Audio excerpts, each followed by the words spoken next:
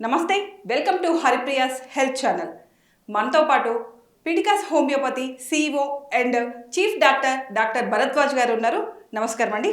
నమస్తే అండి. సార్, ఇప్పుడు ఎవరైనా స్టూడెంట్స్ హోమియోపతి అది చదవాలని అనుకున్నారు అనుకో, వాళ్ళకి ఎటువంటి అవకాశాలు ఉన్నాయి సార్? ఈ ఫీల్డ్లోకి రావాలనుకుంటే ఎటువంటి అవకాశాలు ఉన్నాయి? రైట్. హోమియోపతి అవకాశం అంటే అండి, ఫర్ ఎగ్జాంపుల్ మనం ఏ ఫీల్డ్ అన్నా తీసుకోండి, మీరు ప్రపంచంలో ఏ ఫీల్డ్ అన్నా తీసుకోండి, ప్రతి ఒక్కరు టాప్ 1 కానీ టాప్ 2లో ఉన్న వాళ్ళు మాత్రమే షైన్ అవుతారు. For example international cricket players తీసుకోండి, దాంట్లో 1% 2% మందే టాప్లో ఉంటారు. సో హోమియోపతి ఫీల్డ్లో కూడా అంతే, ఎంతమంది చదివినా 100లో ఒకరో ఇద్దరు మంచిగా సక్సెస్ అవుతారన్నమాట. మిగిలిన వాళ్ళు కూడా ఏదో బతుకుతారు, అంటే ఏదో అలా. గవర్నమెంట్ నుంచి ఏమన్నా ఫీజు రియంబర్స్మెంట్ అటువంటివి కూడా ఉన్నాయా సార్? అటువంటివి నాకు అస్సలు ఐడియా లేదండి. నేను చెప్పేది ఏంటంటే, హోమియోపతి ప్యాషనేట్గా వచ్చిన వాళ్ళు మాత్రం తప్పకుండా సక్సెస్ అవుతారు.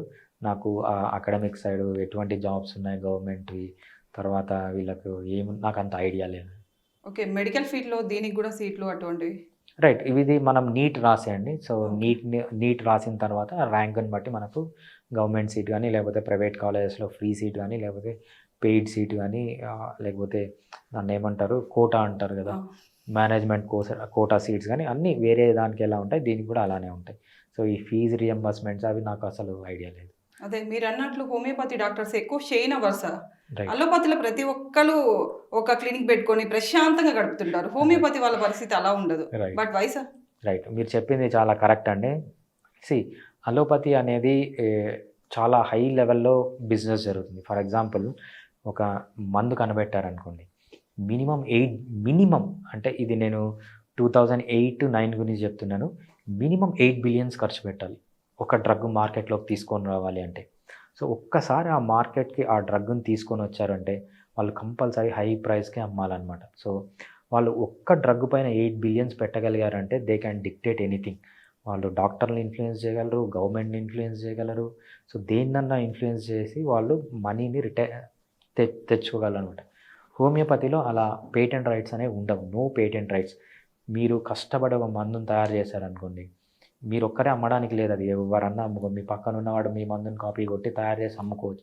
సో అందుకు ఏమవుతుందంటే అంత ఇన్కమ్ ఉండదు హోమియోపతిలో. సో దట్స్ ద రీజన్ హోమియోపతికి అగెన్స్ట్గా చాలా ఫోర్సెస్ పనిచేస్తున్నాయి. సో ఈ ఫోర్సెస్ పనిచేయడం వల్లనే హోమియోపతి ఇంకా అంత షైన్ కాలేకపోతున్నారనమాట.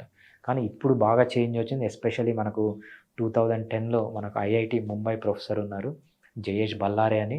ఈ జయేష్ బల్లారే ఏం చేశారంటే, మేజర్ మిత్ ఉంది హోమియోపతిలో. ఏంటంటే, ఈ హోమియోపతి మెడిసిన్లో అసలు మందు లేదు, ఇది జస్ట్ ప్లాసిబో, ఇది డమ్మీ అని అనుకునేవాళ్ళు. నాకు కూడా డౌట్ ఉంది సార్. అన్నీ ఒకేలా కనిపిస్తాయి. ఎలా సార్ దాన్ని నమ్మాలి? ఎలా బిలీవ్ చేయాలి? రైట్. సో ఈయన ఏం చేశారంటే 2010లో ఐఐటి ప్రొఫెసర్, ఆయనకి హోమియోపతికి సంబంధం లేదు. ఈయన ఈ మాట విని, నేను విన్నట్లే విని ఏం చేశారంటే, ఆ మెడిసిన్స్ తెప్పించుకొని ఆయన ల్యాబ్లో టెస్ట్ చేసి, సో ఇది మెడిసిన్ ఉంది అని కన్ఫర్మ్ చేశారనమాట.